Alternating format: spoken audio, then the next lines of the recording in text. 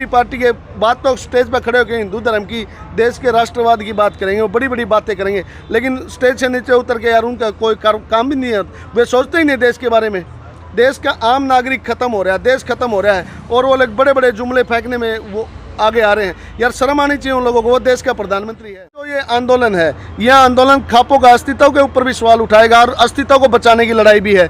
अगर जो खाप ईमानदारी से आंदोलन लड़ेगी वो खापों का सिरमौर होगी, और जो खाप से स्वागत है आपके अपने चैनल हरियाणा की ताकत पर, यानी किसान और मजदूर की ताकत पर। भाई मैं प्रिंस मलिक आप सभी के सामने मौजूद हूँ टिकरी बॉर्डर के ऊपर। पास देख को आप पोस्टर लाग रहा होगा, अगर दिखे तो मांगे राम मलिक। बताना चाहेंगे थोड़ी सी उनके बारे में। जो उमरा गांव इशारत है, ये उन्हीं के गांव तो बैठे हैं सारे साथी। तो भाई उनके बारे में थोड़ी सी बात बताएंगे। जो राकेश टिकैत जी हैं, जो उनके पिताजी थे महेंद्र सिंह टिकैत, उनके गुरु थे। बात कर लें थोड़ी सी किसान आंदोलन के बारे में। राम राम भाई साहब। राम राम, नमस्कार भाई साहब। ठीक सो? बिल्कुल बढ़िया। आंदोलन ने 100 दिन का लो हो गया, क्यों करके लागा है। सब तो पहली बात जो संजीव बाल्यान जी, मैं लगातार जो खाप हैं उनके नेताएं ने बेचने लग रहा है। क्या लगा आपने उन तक क्या फर्क पड़ा, जबकि जो उनका बहिष्कार है वो उड़ा कर दिया गया है। देखिए ऐसा है, पिछले 3 महीने से बीजेपी सरकार इस आंदोलन को तोड़ने के लिए चारों तरफ से हर प्रकार के हथकंडे अपना चुकी है और वो विफल हो चुकी है। और उनका अब जो आखिरी जो पैतरा है वो ये है कि हरियाणा के अंदर जो खाप प्रतिनिधि हैं और जो जाट लीडरशिप है उनकी सेंटर में भी, जैसे आपने कहा कि बालियान है, तो तोमर से तो बात बनी नहीं। बालियान पहले यहाँ आते थे, जाट आरक्षण के अंदर समझौते के बीच में वो था, लेकिन आपने देखा उसको भेजने की उनकी तैयारी है। सेंट्रल गवर्नमेंट में अमित शाह, तोमर और इनका जो जेपी नड्डा है, उन्होंने मीटिंग में कहा कि हम उत्तर भारत की खाप पंचायतों के जो लीडर हैं उनसे बात करेंगे, जबकि उन्होंने बात करनी चाहिए हमारे जो किसान लीडर हैं और संयुक्त किसान मोर्चा के जो पदाधिकारी हैं उनसे उन्होंने बात करनी चाहिए। लेकिन वो आंदोलन को कमज़ोर करने के लिए, किसी ना किसी खाप प्रतिनिधि को बदनाम करने के लिए वो पीछे से वो तोड़ने की कोशिश कर रहे हैं। संजीव बालियान का आपने देखा कि यूपी के अंदर वो गए, उनकी बगावत शुरू हुई। संजीव बालियान एक किसान परिवार से आते हैं, एक खाप बलियान खाप के वो प्रतिनिधि भी लगा लो आप, बालियान खाप से वो हैं। उन्होंने लड़ाई तो अपने अस्तित्व को बचाने के लिए लड़नी चाहिए, किसानों की लड़नी चाहिए, लेकिन वो खुद बीजेपी का मोहरा बने हुए हैं। वो खाप प्रधानों को तोड़ने की कोशिश में है। हरियाणा के वो बहुत सारे खाप प्रतिनिधियों के वो संपर्क में है। लेकिन ये आंदोलन में एक बात बताना चाहूँगा, ये किसी खाप प्रतिनिधि के चलाए हुए ये आंदोलन नहीं है। सभी पूरा देश का हर व्यक्ति कोने कोने से आया हुआ है, पूरी दुनिया इसको देख रही है। किसी एक खाप के चलाने से ये आंदोलन नहीं है, किसी एक किसान नेता के चलाने से ये आंदोलन नहीं है। यह आंदोलन देश के लोकतंत्र को बचाने के लिए है। अगर इस आंदोलन के अंदर किसी खाप प्रतिनिधि ने अपनी राजनीति चमकाने की कोशिश की तो ये पब्लिक है, उसको बख्शेगी नहीं। बड़े बड़े लीडर यार वो पीछे नहीं हट पा रहे। हर किसी लीडर है हमारे, जो संयुक्त किसान मोर्चा है 40 जनों की जान पे बनी हुई है, उनको पता है कि ये जो आंदोलन शुरू हुआ है ये बहुत बड़ा आंदोलन है, ये क्रांति है। इसमें जिस प्रकार 1947 में जिसने भी क्रांति के अंदर गद्दारी की उसका नाम बहुत बड़े बड़े अक्षरों में लिखा गया था। सेम वही दूसरी आज़ादी की लड़ाई ये आंदोलन है। इसके अंदर जो बंदा गद्दारी करेगा उसका नाम भी बड़े बड़े अक्षरों में लिखा जाएगा, चाहे कोई भी खाप का प्रतिनिधि हो। मैं मान लिया मैं मलिक खाप से हूँ, हमारा एक बलजीत दाद मलिक जी हैं जो हमारे खाप प्रतिनिधि हैं, वो आंदोलन में पूरी मदद कर रहे हैं। अगर कल वो कहेंगे भाई हम तो आंदोलन से समर्थन वापस लें बिना कोई फैसले, तो भाई यहाँ जो मलिक खाप के लोग बैठे हैं या हमारे गाँव से सातबाद से या हिसार से जो लोग आए, क्या उसके कहने से जाएंगे? बीजेपी तो चुनाव भी लड़ा था उन्होंने एक बार। देखो मैं यही कहना, खापों को मैं एक मैसेज देना चाहूँगा, भाई जो भी खाप हैं, खाप किसी एक गोत्र की नहीं होती। खाप सर्व धार्मिक होती है, सर्व जातीय होती है। 36 बिरादरी को जोड़ के खाप बनती हैं। खाप गोत्रों का नाम रख दिया, लेकिन उससे वो एक जनसंख्या बहुल्य की वजह से होता है, जबकि गांव में तो 36 बिरादरी होती है, उन्हीं की खाप होती है। खाप कमज़ोर कहाँ हुई? पिछले कुछ सालों से खाप प्रधानों ने हमारे अपनी राजनीतिक महत्वाकांक्षा को पूरा करने के लिए किसी ना किसी मिनिस्टर राजनीतिकरण कर दिया, जिसके कारण खापें बदनाम होगी। अब जो ये आंदोलन है, यह आंदोलन खापों का अस्तित्व के ऊपर भी सवाल उठाएगा और अस्तित्व को बचाने की लड़ाई भी है। अगर जो खाप ईमानदारी से आंदोलन लड़ेगी वो खापों का सिरमौर होगी, और जो खाप प्रतिनिधि आंदोलन के अंदर गद्दारी और अपनी जो महत्वाकांक्षा पूरी करने के लिए मान लिया बीजेपी से साठगांठ करेगा, वो सिर्फ बदनामी के, उसके पास कुछ नहीं बचेगा। ये लड़ाई अपने जीवन की और देश को बचाने के लिए है, किसी की राजनीति चमकाने के लिए ये लड़ाई नहीं है। इसलिए मैं खाप प्रधानों को कहना चाहूँगा कि आप जब तक ये किसान आंदोलन किसानों ने शुरू किया है, हमारे जत्थेदारों ने, हरियाणा के किसान लीडरशिप ने, 500 संगठन देश के इसकी अगुवाई कर रहे हैं।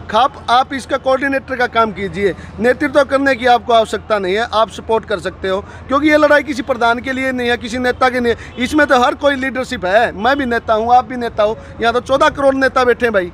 किस किस को बीजेपी बरगलाएगी। लेकिन मैं संजीव बालियान या हमारे जितने भी जाट लीडरशिप को कहना चाहूँगा, आपको ये लड़ाई लड़नी चाहिए थी, लेकिन आपने नहीं लड़ी, आप बैकफुट पे चले गए। अब देश का हर आदमी इस लड़ाई को लड़ रहा है। किसान, मजदूर, शोषित वर्ग, जितने भी कर्मचारी, हमारे देश की हर यूनियन, जितनी भी रिटायर कर्मचारियों की या प्रेजेंट में कर्मचारी यूनियन है, सब ने इसको आंदोलन को समर्थन दे रखा है। अब हमें खाप प्रतिनिधियों को नेतृत्व करने की आवश्यकता नहीं है। आप कोऑर्डिनेटर का काम कीजिए, आप सहयोग कीजिए, क्योंकि ये आपके अस्तित्व की लड़ाई है। अच्छा, आपने देखा होगा, क्योंकि जो अगर कोई घटना घट जाए देश में या विदेश में, प्रधानमंत्री अपने नरेंद्र मोदी जी वह सोशल मीडिया पर, ट्विटर के जरिए या फिर कोई और जो उनका माध्यम है उसके जरिए शोक व्यक्त कर रहे हैं, पर किसान जो इतने शहीद हुए हैं उसके ऊपर कोई टिप्पणी नहीं आई है। देखिए भाई, दुनिया में भारत देश का अकेला प्रधानमंत्री ऐसा है जिसके ऊपर हजारों जोक बने हैं। सवाल, संसद एक मंदिर का रूप होती है और मंदिर के अंदर खड़े हुए हर एमपी, प्रधानमंत्री, मुख्यमंत्री राम या भगवान का रूप होते हैं। भगवान के मुंह से अगर झूठ निकलती है तो शोभनीय नहीं है। वो हमारे देश का प्रधानमंत्री सरेआम संसद के अंदर, मंदिर के अंदर खड़ा होकर झूठ बोलता है। वो 300 से ज़्यादा हमारे किसान शहीद हो चुके हैं, अपनी शहादत इस क्रांति के अंदर दे चुके हैं। उनके ऊपर उनका किसी प्रकार का बयान ना आना और उन्होंने अलग अलग उनके ऊपर टिप्पणी कर दी। कभी उन्होंने आंदोलन जीवी कह दिया, कभी परजीवी कह दिया। इस प्रकार की जो भाषा का वो इस्तेमाल कर रहे हैं, वो एक प्रधानमंत्री की भाषा नहीं हो सकती। प्रधानमंत्री तो दूर, एक छोटे से छोटा इंसान भी, छोटे से छोटा गरीब से गरीब आदमी भी किसी शहीद के प्रति ऐसी भाषा का इस्तेमाल नहीं कर सकता। हमारा प्रधानमंत्री ने अपने प्रधानमंत्री पद की जो गरिमा है उसको ख़त्म कर दिया है और अब किसी भी प्रकार से हमारा देश सुरक्षित नहीं है। आपने देख लीजिए, सीमा पे कह रहे थे कि चाइना आएगा, चाइना का भय दिखा दिया, लेकिन उसके बावजूद 3800 वर्ग किलोमीटर आके उन्होंने यहाँ झुकी झोपड़ी बना ली सीमा के ऊपर। आपने देखा पुलवामा जैसा संवेदनशील हमला हमारे देश में हुआ, क्या उसकी सीबीआई जांच हुई? क्या हमारे प्रधानमंत्री की छवि के ऊपर वो प्रश्न चिन्ह नहीं है? क्या बीजेपी पार्टी के बात तो स्टेज पर खड़े होकर हिंदू धर्म की, देश के राष्ट्रवाद की बात करेंगे, वो बड़ी बड़ी बातें करेंगे, लेकिन स्टेज से नीचे उतर के यार उनका कोई काम भी नहीं है। वे सोचते ही नहीं देश के बारे में। देश का आम नागरिक खत्म हो रहा है, देश खत्म हो रहा है और वो लोग बड़े बड़े जुमले फेंकने में वो आगे आ रहे हैं। यार शर्म आनी चाहिए उन लोगों को, वो देश का प्रधानमंत्री है। एक बयान आपने जेपी दलाल जी का भी सुना होगा, जो कि कृषि मंत्री है पूरे अपने हरियाणा प्रदेश के। हाँ। उनका भी बयान था कि भाई जो किसान है वो सारे अपनी कमी में मरे हैं वहाँ पे, देखिए, और उनको शहीद नहीं कहा जा सकता। जेपी दलाल तो बहुत बड़ा एक तस्कर हुआ है, किडनी तस्कर कांग्रेस सरकार में, और इस बात का सबको पता है। उसके अंदर तो अमर्यादित भाषा प्रयोग करके वो एक संवैधानिक पद पे बैठा है। संवैधानिक पद पे बैठ के आप असंवैधानिक बातें करते हो, वो आपको शोभा नहीं देती। लेकिन बीजेपी का हर आदमी, छोटा वर्कर लगा लो, बड़ा वर्कर, मंत्री, एमपी, उनको तो बोलने की तमीज ही नहीं है। वो एक गैर जिम्मेदार रवैया अपनाए हुए हैं। दूसरा, मैं जेपी दलाल की बात करूँगा, इस आंदोलन को बीजेपी सरकार जातिवाद का चोला पहनाना चाहती है हर एंगल से। आपने देखिए, जब राकेश टिकैत को पुलिस अरेस्ट करने गई तो वहाँ पे पुल के नीचे एक गुर्जर समाज का नेता उसको गालियाँ बक रहा था। तो आप ये बताइए, संजीव बालियान जब खाप नेताओं से बात कर रहा है, उस दिन संजीव बालियान क्यों नहीं गया टिकैत से झगड़ा करने के लिए? उस दिन गुर्जर क्यों गया? क्योंकि गुर्जर और जाट को लड़वाने के लिए साजिश रची गई।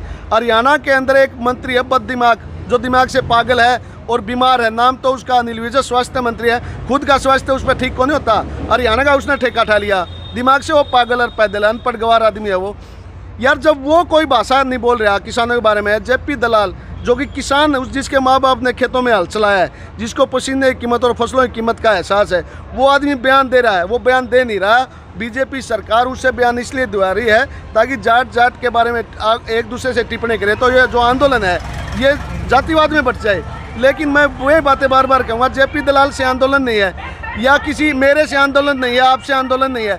ये तो पूरे देश के सर्व धार्मिक सभी, आप यहाँ आप देखो, मुसलमान आए हुए हैं, हिंदू आए हुए हैं, सिख आए हैं, ईसाई आए हुए हैं, जैन समाज के लोग आए हैं, छत्तीस बिरादरी के लोग आए हुए हैं। तो भाई इसमें, लेकिन वो कोशिश करते हैं तोड़ने की।